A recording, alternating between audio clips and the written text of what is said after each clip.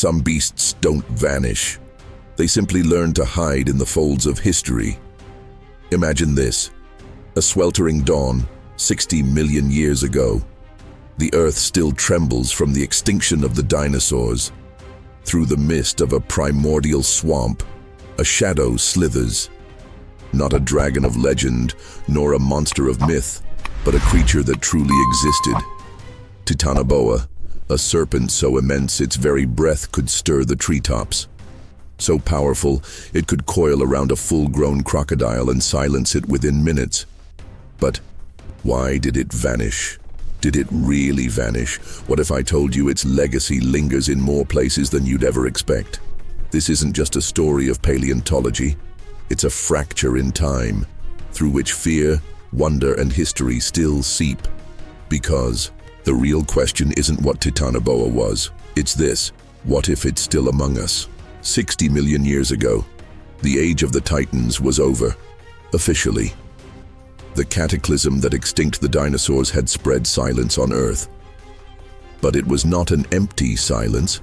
It was the dense silence that precedes a new evolutionary symphony. In the lowlands of what we now know as South America, a hot, stifling jungle seemed to pulsate with a life of its own. The temperatures were overwhelming, almost 34 degrees C on average, and the humidity turned every breath into a heroic act. The rivers were wide as inland seas, and the jungles were a labyrinth of giant plants that stretched towards a sky thick with eternal clouds. This was the perfect setting for a monster, a titan that didn't need to roar or flap its wings, one that glided silently, that did not hunt with haste but with infinite patience. Titanoboa serrajonensis, up to 15 meters long, up to 2,300 kilos of pure muscle, sculpted for a single function: reigning. In the warm waters of the ancient Carajon River system, in what is now Colombia, Titanoboa reigned unopposed. His body was a living bridge between land and water, between hunting and stalking. Like a rope of liquid darkness, it slithered between submerged roots, ambushing prey with a lethal technique that not even large modern constrictors have matched. His favorite food: crocodiles and giant turtles, creatures that today would be kings of any ecosystem. But for Titanoboa, they were just an appetizer.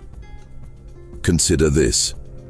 Today's anaconda, considered one of the largest snakes, reaches only half the size of Titanoboa. And yet even she is capable of devouring juvenile capybaras and alligators. Now imagine a creature twice as long, 3 times as heavy, and with the same constriction technique. The pressure that Titanoboa could exert on a prey probably exceeded 400 kilos per 6.5 square centimeters, enough to fracture bones, collapse organs, and cut off circulation in seconds. But Titanoboa wasn't just about strength. She was a specialist refined by the ecological context of her time.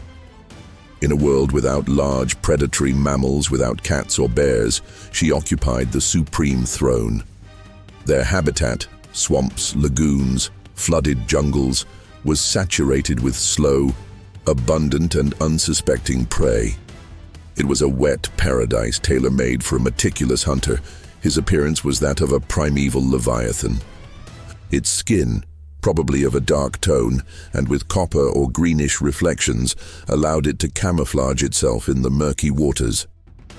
Its jaw, articulated with a flexibility that bordered on the absurd, could open wide enough to swallow a 1.5-meter turtle without breaking its shell.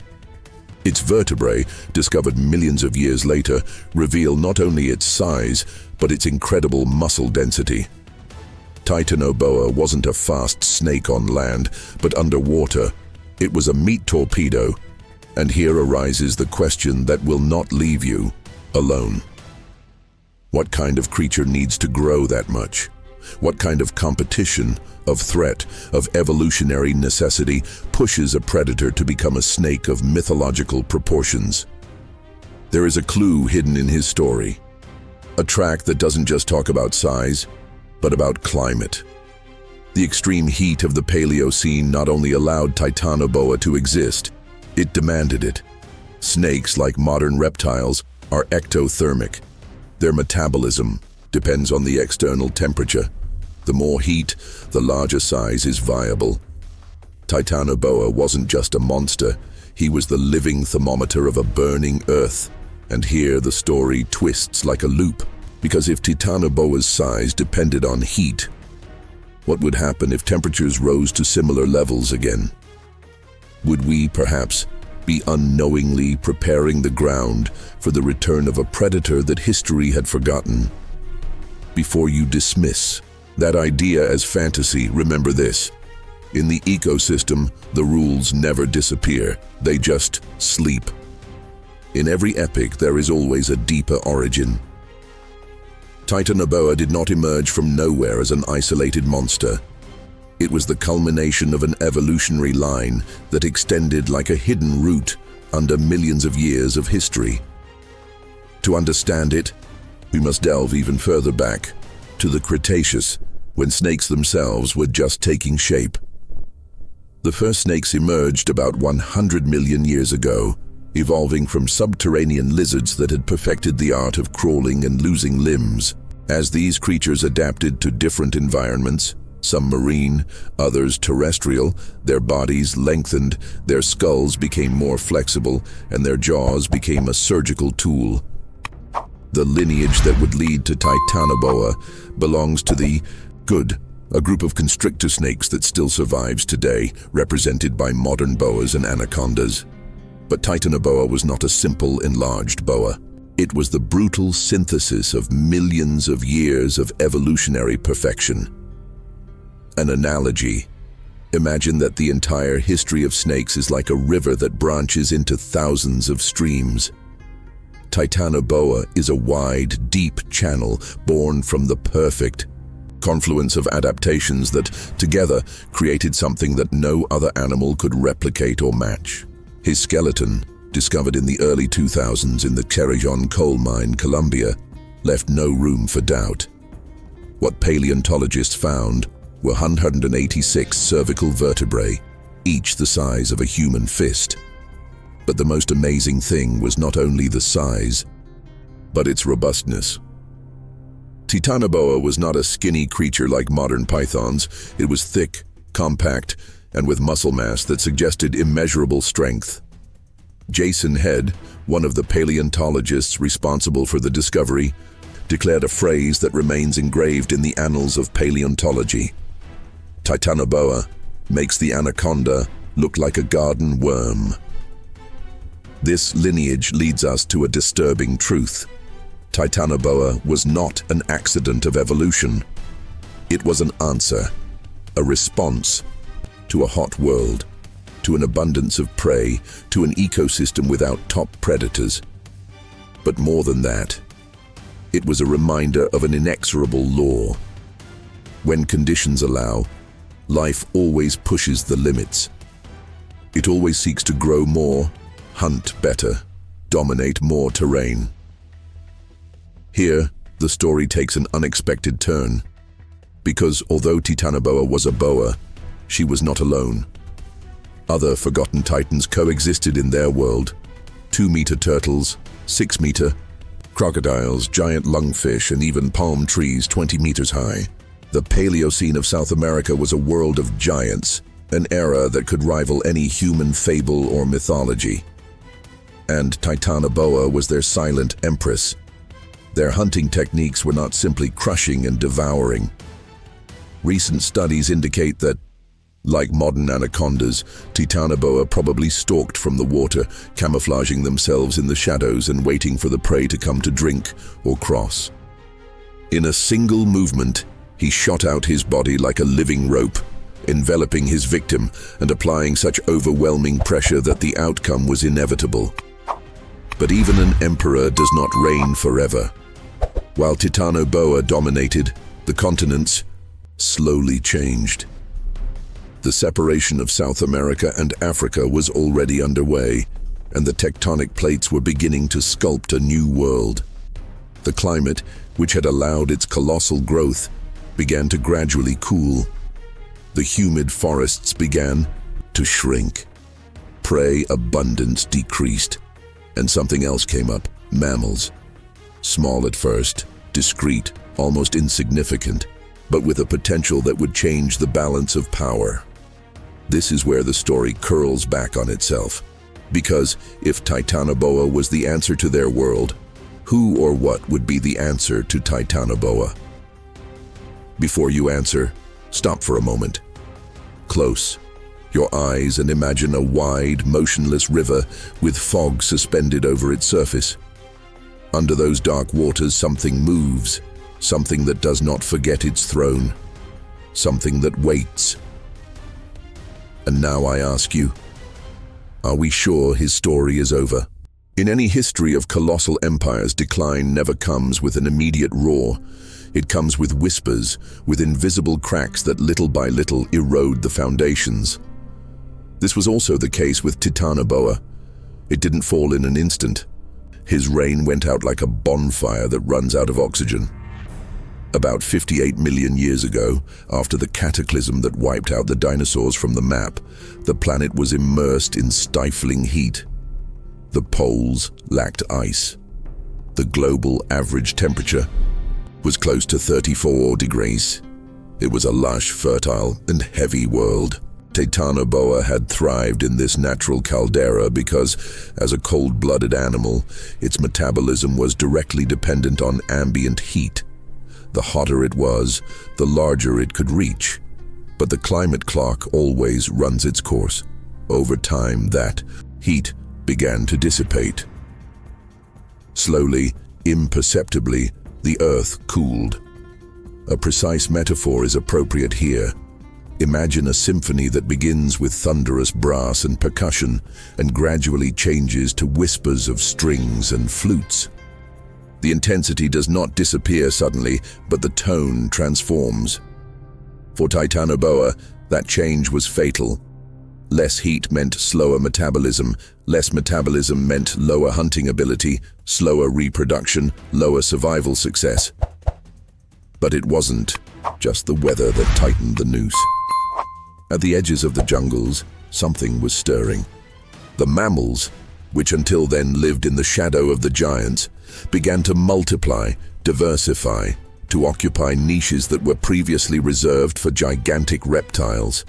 With larger brains, more flexible survival strategies, and higher reproductive rates, they began to dominate the landscape, and they were not alone. Among the trees, the first giant birds of prey. They began to hunt medium-sized prey. In the rivers, crocodiles more and more adapted. They began to compete with Titanoboa for food. The Shadow Empress was no longer the only predator in her kingdom. Now, visualize a scene, a wide river under the red light of twilight. Titanoboa slowly emerges from the waters.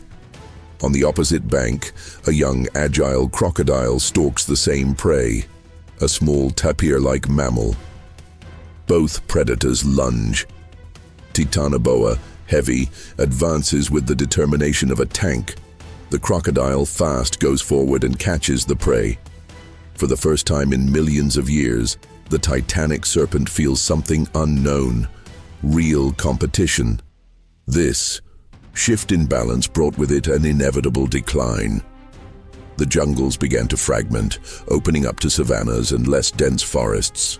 And Titanoboa, a hunter specialized in aquatic ambushes, found himself with territory increasingly less suitable for his techniques. As an old Babylonian proverb would say, "It is not the sharpest spear that wins, but the one that adapts to each war." Titanoboa was not adaptable. It was perfect, but only in its original environment. When that environment changed, its perfection became a burden. The colossus disappeared.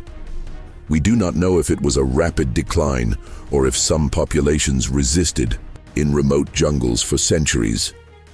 We do not have precise records of his last breath. We only have bones that whisper that something immense once existed, and that one day it became extinct. But here comes the twist I promised you.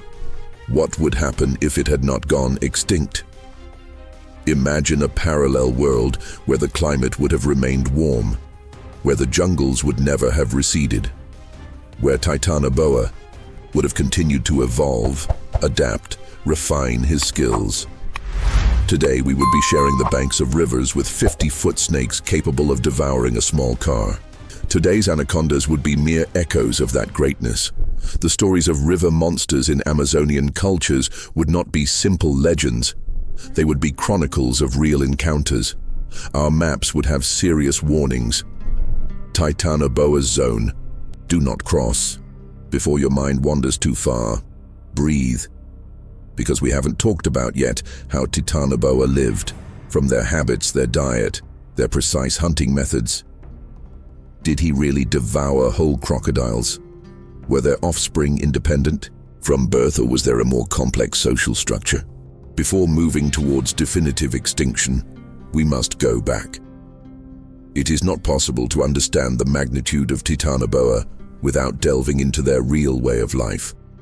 Because Titanoboa wasn't just a colossus of scales. She was an architect of death, a specialist in hunting giants. And to understand their method, you must first erase any conventional images of modern snakes from your mind. The boas and anacondas that we know today are simple sketches of the masterpiece that was Titanoboa. Let's start with its territory. Cerrejón, what is now a coal mine in La Guajira, Colombia, was its birthplace. 58 million years ago, this was not an arid quarry but a swampy jungle, dense as a thick soup. The air loaded with humidity, the tangled vegetation with giant ferns and trees that rose like cathedrals. The rivers meandered dark, slow, and deep, a paradise for stealthy predators. Titanoboa did not hunt by running. I didn't need speed. His strength was ambush predator, the ambushing predator par excellence. Silent as a liquid shadow, it lurked, on the shores, almost completely submerged under the murky waters. Its skin, mottled and dark, blended with the submerged roots and fallen trunks. I waited hours, days if necessary, when prey, a giant tortoise, a primitive crocodile, an unsuspecting mammal, came close to drink. The explosion. Titanoboa emerged like a hydraulic whip, its mouth, armed with hundreds of inwardly curved teeth, closed on the prey. But he didn't kill her with bites. His true weapon was his body. With a force that today we can only compare with the pressure of a 3-ton truck, began to roll its mass around the victim's body. Bones creaked, organs collapsed, circulation was interrupted. In less than a minute, the prey was suffocating. A quote from Seneca seems written for this scene. He who controls his time, controls his enemy. Once immobilized, the ceremony began. Titanoboa did not tear. Its jaw dislocated thanks to flexible joints and a cranial structure that rivaled in elasticity those of today's snakes. Sliding the prey little by little, with undulating movements of specialized muscles, it swallowed whole pieces. It is estimated that it could ingest crocodiles up to 2.5 meters without difficulty. Now imagine the metabolism that such a feat involved. After such a banquet, Titanoboa could pass weeks, perhaps months, without needing to feed. It rested in the shadows, slowly digesting its prey while the ambient heat accelerated its digestion. Did she hunt alone? Everything indicates yes. Unlike the social mammals that would begin to proliferate later, Titanoboa was a hunter. Lonely, territorial, and probably nocturnal.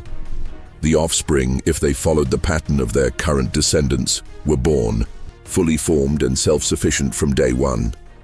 Here comes a fascinating detail. Their bones, discovered in Cerrejón, are dense, solid, without the typical cavities of purely terrestrial reptiles.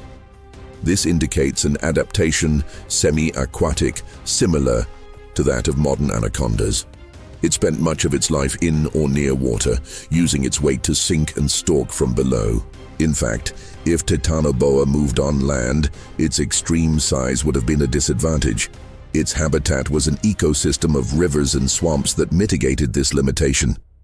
Up to this point, it seems like we know everything, but what if I told you that there are unsolved mysteries? For example, what exactly was your fur? Did it have hard or flexible scales? Did it have colors that served as camouflage or bright hues as a warning? And even more intriguing, could he have sensory skills more advanced than those of modern snakes? Some paleontologists suggest that, given the need to hunt in murky waters, Titanoboa could have developed extreme sensitivity to vibrations similar to biological radar, a sixth sense that allowed him to detect invisible prey several meters away.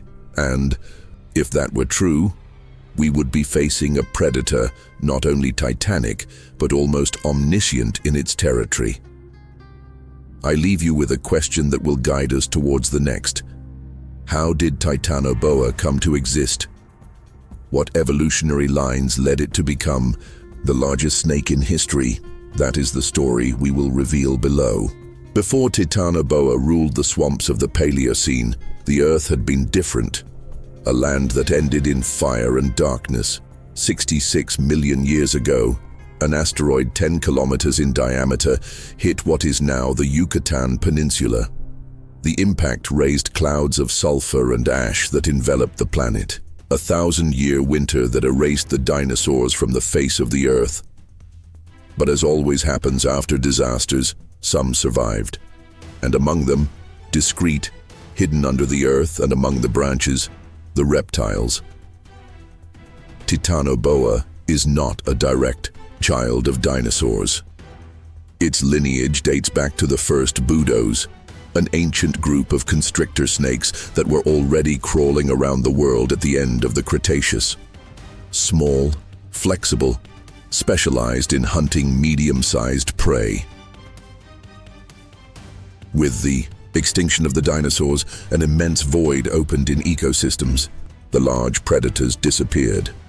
The niches were left free, and as the Zen legend teaches, where there is no tiger, the fox is king. The discreet and adaptable snakes took advantage of the opportunity. The descendants of those little boas began to grow. But here's where a rarely mentioned deciding factor comes into play: the temperature. The Paleocene was an era hot, even more than today. The average temperatures in the Serpent region were around 33 degrees C, with a constant humidity close to 100%. This tropical climate, stable and without marked seasons, allowed reptiles, cold-blooded animals, to maintain an accelerated metabolism throughout the year. The warmer it is, the greater its ability to digest, grow, and reproduce. In fact, a study published in the journal Nature in 2009 suggests that the colossal size of Titanoboa, it is a direct consequence of these extreme temperatures. According to the reptilian gigantothermia equation, yes, it exists. The higher the ambient temperature, the larger the body size of a reptile can be. So was Titanoboa a coincidence? No. It was an inevitable consequence. The climate shaped it. The ecological vacuum crowned it. Their ancestors, probably similar to today's eunectes, anacondas, and boa constrictor, they evolved towards longer bodies, more robust jaws, and denser bones. In just 5 million years, the Boido lineage produced this 14-meter, more than a ton monster. Now, when we think of giants, we usually imagine clumsy creatures. Nothing could be further from the truth. Titanoboa, with its developed musculature, was a formidable swimmer. Its flexible costal structure allowed it to undulate underwater with an efficiency comparable to that of a modern alligator. Another detail: your teeth. They weren't just simple hooks. They had a slight curvature and a striated enamel which served to anchor elusive prey such as gigantic fish and turtles. This data suggests that their diet was more varied than we thought. He not only hunted on land or on the surface, he was a three-dimensional hunter capable of attacking from the bottom, the shore, and the surface. Up to this point, everything seems to indicate that Titanoboa was a perfect creation for its time. But as you know, the history of life is a tightrope. The same climate that propelled her towards greatness would start to change. As the Paleocene progressed, temperatures began to slowly drop. New animal groups, especially mammals, they were beginning to diversify and occupy those same niches. And here another crucial question arises. How did Titanoboa compete with emerging species? Was it able to adapt to ecological changes, or did its size become its doom? Imagine the scene. The same suffocating swamp of Cerrejón, but something has changed. The fog is not so thick anymore. The vegetation, although exuberant, is beginning to show signs of transition. The geological clock ticks mercilessly. We are entering the Eocene. Global temperatures are falling, slowly but relentlessly. We are not talking about an immediate frost, but about a gradual reduction of heat and humidity that would forever alter tropical ecosystems. And this change, imperceptible on a human scale but brutal on evolutionary scales, was lethal for Titanoboa. Let us remember, its gigantic size depended on a warm and constant environment. As the climate cooled, their highly heat-efficient metabolism began to slow down. Their ability to hunt, digest, and reproduce was deteriorating. Added to this was an even more insidious problem: the emerging competition. The mammals, small post-extinction survivors, were exploiting every crack left by the dinosaurs.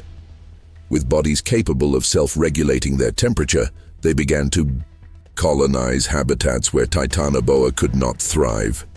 Not only that, the ancestors of smaller crocodiles, turtles, and fast fish also diversified, reducing the easy prey that the giant snake needed to maintain its titanic body. But the story is more nuanced.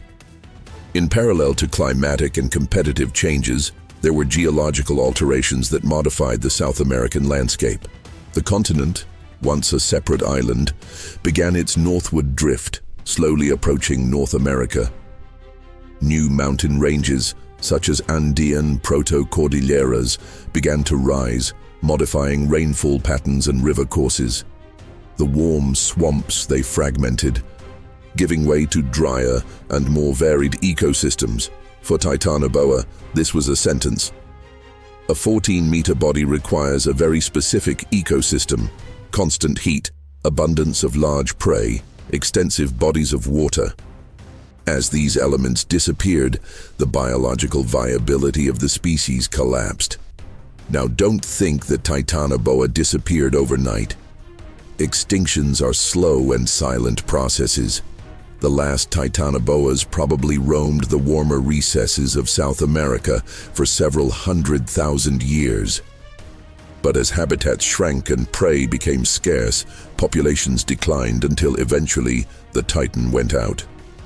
However, did it disappear completely? This is where the story takes a fascinating turn, because although Titanoboa became extinct, his lineage did not die. Modern boas, anacondas, and other modern constrictor snakes, they inherited part of his legacy. The pattern of lethal constriction, the ability to swallow prey whole, powerful musculature, and aquatic camouflage are direct inheritances from this ancient colossus. Think about it like this. When you watch an anaconda gliding through the murky waters of the Amazon today, you are seeing a genetic echo by Titanoboa. A reduced version, adapted to colder times but with the same strategies engraved in its genes. Now, well, this leaves us with an even more disturbing question. And the global climate is warming again, as is currently happening. Would it be possible that modern snakes reach enormous sizes again? Could Titanoboa's lineage resurface under the right conditions? In the next part, we will not only explore this possibility, but also enter slippery slopes. The modern attempt to resurrect Titanoboa using cutting-edge science. For millennia, Titanoboa was a ghost buried in the mud of Cerrejón. But in recent years, an idea began to emerge with the force of an uncomfortable whisper. What if we could bring her back? It's not cheap science fiction, it is a possibility that scientists, paleontologists, and geneticists are beginning to explore cautiously, but with increasing audacity. The discovery of fossils extremely well preserved of Titanoboa has allowed us not only to reconstruct its skeleton, but also to infer soft tissues, muscles, and even traces of collagen, a protein that, in rare cases, can preserve fragments of genetic information. The door that opens is the same one that is explored today with the mammoth lanudo in Siberia. The possibility of revive extinct species through techniques such as CRISPR gene editing, the cloning, and the hybrid genome engineering. Imagine for a second. Take the DNA of a modern anaconda, his closest living relative, and insert reconstructed fragments of Titanoboa. With patience and surgical precision, scientists could try reverse millions of years of evolution, awakening dormant traits in the genes of current boas.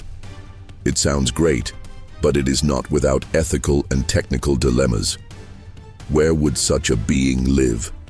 What role would it play in current ecosystems? Could a creature with such power adapt to a world filled with humans, roads, cities, and livestock? Resurrecting Titanoboa would not just be a scientific feat. I would be reintroduce an apex predator in a modern ecosystem that has never known a reptile of such magnitude.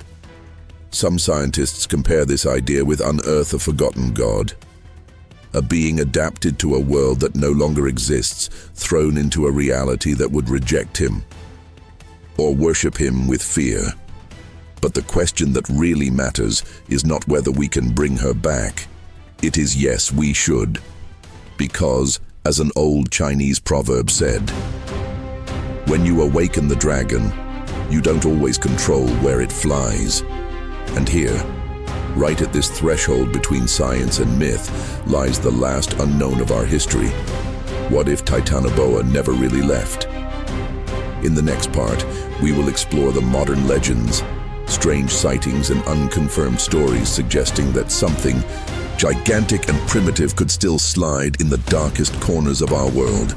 The modern world, with its satellites, drones, and digital maps, sells us the illusion that everything has been discovered.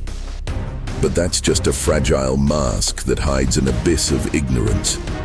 Because even today, in the impenetrable jungles, in the forgotten swamps, and in the submerged caverns, shadows slide that science cannot catalogue. From the deep Amazon until the Orinoco swamps, there are persistent accounts of colossal snakes, creatures that defy the laws of modern biology. The locals call them by many names. It smiled, the mother of water, Minhoko, the giant worm of the submerged lands, and in Colombia, stories vaguely similar to Titanoboa, although no one dares to pronounce such an ancient name. 9th century, explorers wrote about snakes longer than 15 meters, capable of knocking down boats and devouring whole capybaras. Even in 1906, Colonel Percy Fawcett, the famous British explorer, recounted in his diary an encounter with a snake. 18 meters, black as oil, who ambushed his team near the Abunan River. Fawcett described the creature as having the thickness of a barrel, a jaw capable of swallowing a man whole, and cold, soulless eyes as if from another time. Simple exaggeration? Myths inflated by generations of stories? Maybe, but don't forget this. Until less than a century ago, the okapi it was considered a legendary animal. And until the middle of the 20th century, the coelacanths, prehistoric fish, were considered extinct since the era of the dinosaurs. Until one was captured alive off Madagascar. The world still keeps secrets. Furthermore, the ecological invisibility rule suggests that a creature that spends 95% of its life submerged in murky waters in regions that are difficult to access can remain hidden for centuries, especially if your numbers are low. But most disturbing is another fact, buried in modern field reports. In the same regions where Titanoboa fossils appeared, they have been found recent footprints, marks that some biologists have not been able to identify with known species. Furrows of more than 1 meter wide, dragged by something immense that moves silently through the mud. There is no conclusive evidence, just fragments of a puzzle that refuses to fit. Yet, and this is where I leave you with a question that burns more than any scientific theory. What if the history we believed buried in the strata of the Paleocene never ended? Titanoboa is not just a fossil. It's a brutal reminder that nature has not always obeyed our rules. For millions of years, it was the embodiment of absolute dominance, a force that reshaped its world at will, unrivaled, unchecked. And yet, disappeared. Its extinction was not a dramatic explosion. It was a whisper. The weather changed, prey dwindled, habitats collapsed. The snake that once suffocated giant crocodiles was strangled slowly by its own ecological fragility. We, the species that believes we rule the planet, we walk on the edge of the same knife. Titanoboa is not a relic of the past. It is a mirror that shows us the future that lurks when we forget the oldest lesson on Earth. The true Titan has always been change, and as Heraclitus said, no man crosses the same river twice. Because neither the man nor the river are the same. The question now is not whether Titanoboa will return, is what will be the next creature to disappear while we look away.